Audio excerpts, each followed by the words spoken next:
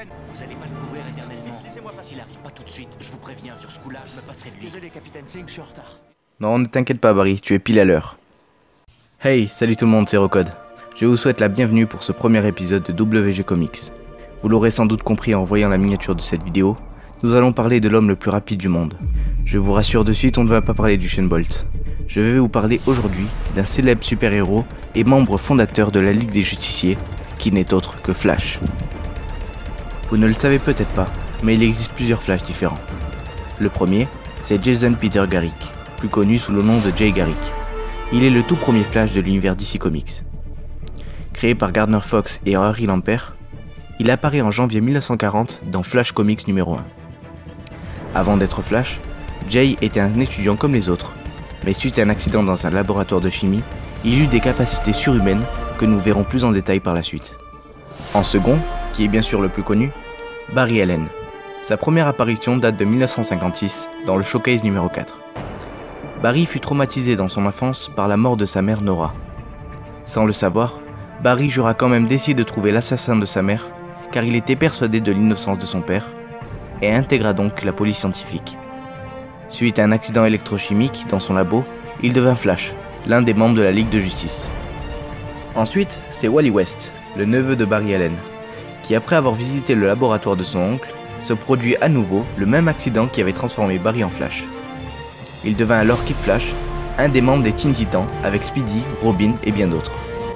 Puis, il reprit le flambeau de Flash à la mort de Barry à partir de Crisis on Infinite Earth numéro 12 en mars 1986.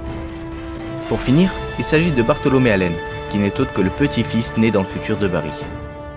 Victime d'un vieillissement accéléré à cause des pouvoirs hérités de son grand-père, sa grand-mère Iris le ramène dans le présent pour le confier au troisième Flash, Wally West, qui lui apprend à contrôler ses pouvoirs et à stopper son vieillissement.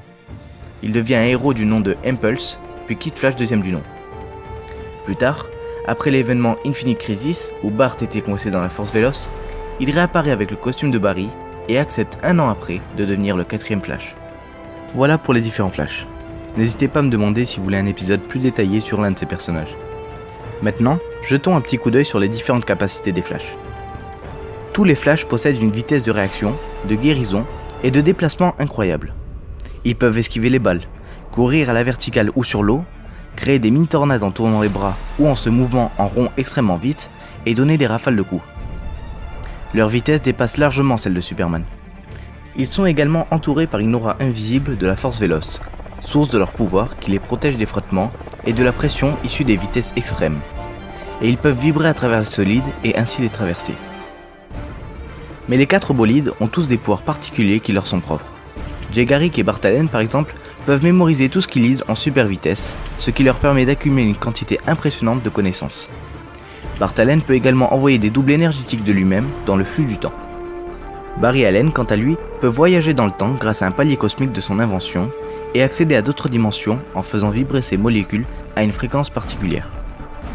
Pour finir, Wally West peut communiquer sa vitesse à d'autres personnes ou à des objets mobiles en les touchant ou au contraire voler la leur. De cette manière, Wally peut stopper net des balles qui tombaient alors par terre.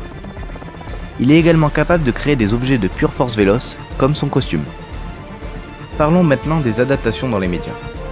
La première apparition de Flash était dans la série du même nom, dans les années 1990, qui retrace les aventures de Barry Allen. Flash était joué par John Wesley Shipp, qui n'est autre que Henry Allen, le père de Barry dans la série de 2014, que nous parlerons dans quelques secondes. Le célèbre Mark Hamill, connu pour être Luke Skywalker dans la saga Star Wars, a joué le rôle du Trickster, l'un des ennemis de Flash dans cette série. Il reprend d'ailleurs son rôle lors d'un épisode de la série The Flash. Flash apparaît pour la seconde fois à l'écran dans quelques épisodes de Smallville, la série à succès sur la jeunesse de l'homme d'acier Superman. Dans cette série, Flash se prénomme Bart Allen et il est joué par Kyle Gallner. Il rejoint l'équipe de super-héros que Green Arrow a créée, accompagné de Cyborg, Aquaman et Clark Kent qui se fait appeler Boy Scout dans cet épisode. Pour finir, après avoir été introduit dans la série Arrow, The Flash a le droit à sa deuxième série qui a pour acteur principal Grant Gustin. La série retrace les origines de Barry Allen et ses combats contre ses pires ennemis tels que Reverse Flash, Captain Cold, Zoom et d'autres encore. D'ailleurs, vous ne le savez peut-être pas, mais c'était une doublure qui jouait le rôle de Reverse Flash pour que aucun des acteurs ne sache sa réelle identité. Bref, Flash joué par Grant Gustin a fait une apparition dans la saison 1 de Supergirl et plusieurs autres chez sa grande sœur Arrow.